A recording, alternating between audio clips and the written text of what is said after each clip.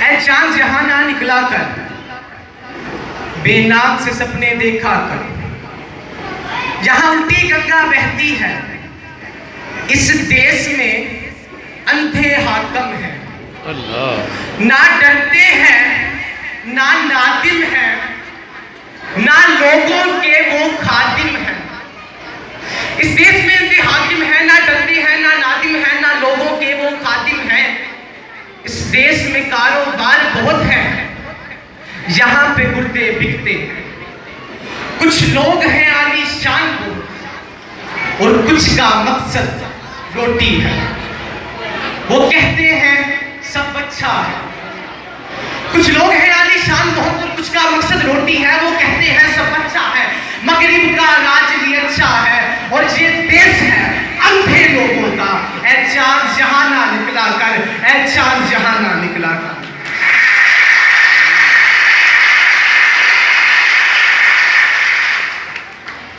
سامعین اکرام، میری تقریر کا موضوع ہے، سنا ہے آزاد ہے۔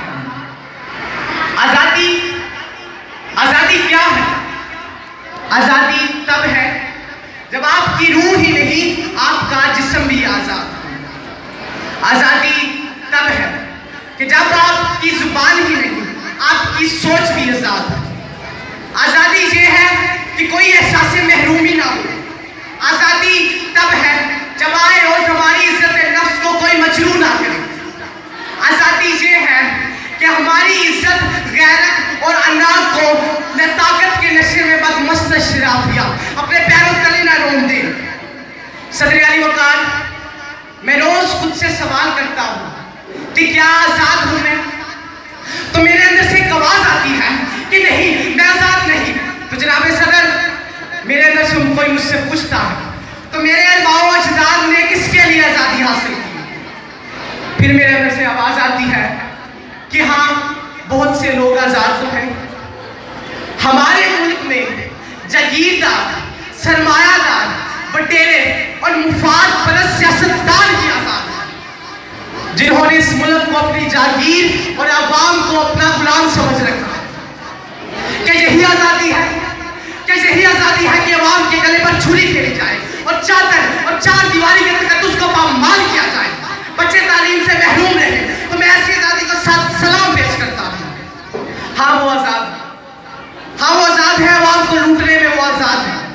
وہ آزاد ہے کہ جب چاہے ٹیکس لگا دے۔ جہاں ہم لوگ سکول کی تمنا تھی، وہاں دہشت گردی کا راج ہے، عصمتیں تار کی جاتی ہیں۔ کیا ہمارا ذہن، قلم اور سب سے بڑھ کر ہماری معیشت آزاد ہے؟ نہیں جناب صدر، نہیں۔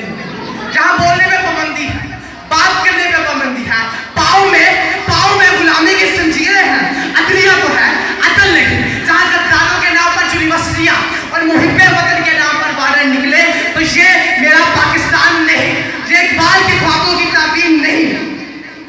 اگر آپ میں سے کوئی ایک بھی یہ کہتے کہ جتنی آزادی ہم نے چاہی تھی ہم نے حاصل کر لی، تو میں خاموش ہو جاؤں گا۔ ہم آزاد ہیں، ہم آزاد ہیں تبھی تو کسی بات کی پابندی نہیں۔ ہم آزاد ہیں تبھی تو عدالت سے نااہل ہونے کے بعد عدلیہ کو آنکھیں دکھاتے ہیں، کیونکہ ہم آزاد ہیں۔ ہم آزاد ہیں تبھی تو اس قوم کے نام پر کیے گئے سودے میں اربوں روپے کا کمیشن کھا کر اپنی جائیدادیں بناتے ہیں، کیونکہ ہم آزاد ہیں۔ ہم آزاد ہیں تبھی تو کشکول اٹھا کر IMF سے اپنی عزت نفس کا سودا کر کر بھیک مانگتے ہیں۔ قرضوں کے سائے میں ہم پل کے جمع ہوئے ہیں۔ کشکول بن گیا ہے قومی نشاں ہمارا، کشکول بن گیا ہے قومی نشاں ہمارا۔ جناب صدر، کیا بات ہے؟ وڈیروں، جاگیرداروں، لٹیروں کے غلام کو، ذہنی غلام کو برطانیہ سے آزادی حاصل کر کے امریکہ کی غلامی میں آنے والی کو افسوس سے کہنا پڑتا ہے کہ ہمارے نوجوانوں کے لیے آزادی کا مطلب صرف اور صرف موٹر سائیکلوں کے سلنسر اتار کر ون ویلی کرنا ہے اور سینے پر پاکستانی پرچم لگا کر انڈین گانے سننا ہے۔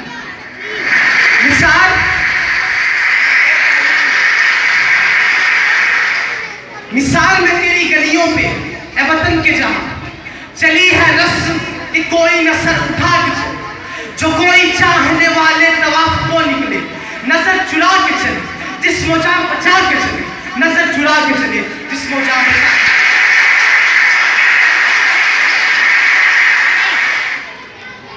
آج دھرتی مان کے کسی گاؤں میں، کسی گوٹھ میں کسی عورت کا سودا کیا جاتا ہے، رسم و رواج کی بھیڑ چڑھا دیا جاتا ہے، دخترے مشرق کی عزت کو نیلام کیا جاتا ہے، تو ہم آزاد ہیں اور آفری ہیں ایسی آزادی پر کہ ماڈل ٹاؤن میں 14 بے گناہوں کو شہید کرنے والے آزاد ہیں، کشمیر میں جناب صدر کشمیر میں ظلم ہو رہے ہیں، تو ہم آزاد ہیں۔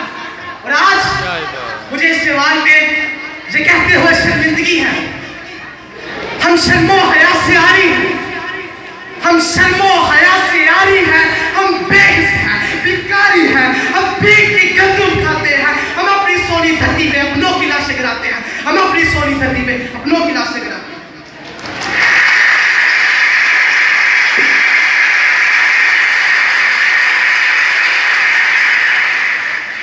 جناب اعلیٰ، یہ میرا پاکستان، یہ پاکستان کلمہ طیبہ کی جاگیر پاکستان، سورہ رحمان کی تاثیر یہ پاکستان، یہ پاکستان ماؤں اور بہنوں کی دعاؤں کی تاثیر یہ پاکستان، اقبال کے خوابوں کی تعبیر یہ پاکستان، یہ پاکستان امت مسلمہ کی تقدیر یہ پاکستان۔ ہمیں اس پاکستان کی خاطر ایک ہونا ہوگا، صوبائی، نسلی اور قومی تعصب سے نکلنا ہوگا۔ دوستو اٹھو، تمہیں قسم ہے پنجاب و سندھ کے اجڑے چمنزاروں کی، بلوچستان کے بنجر راہ گزاروں کی، اپنے سرحد کے گرزتے نو پہاڑوں کی۔ دوستو اٹھو، تمہیں قسم ہے، کیونکہ کتنی قربانیاں دے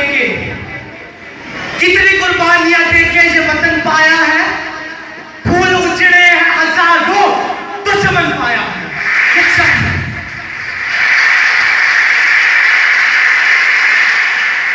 پھول اجڑے ہیں ہزاروں تو چمن پایا ہے، یہ چمن اپنے ہی ہاتھوں سے نہ برباد کرو، اس میں شامل ہے شہیدوں کا لہو یاد کرو، اس میں شامل ہے شہیدوں کا لہو یاد کرو۔ شکریہ۔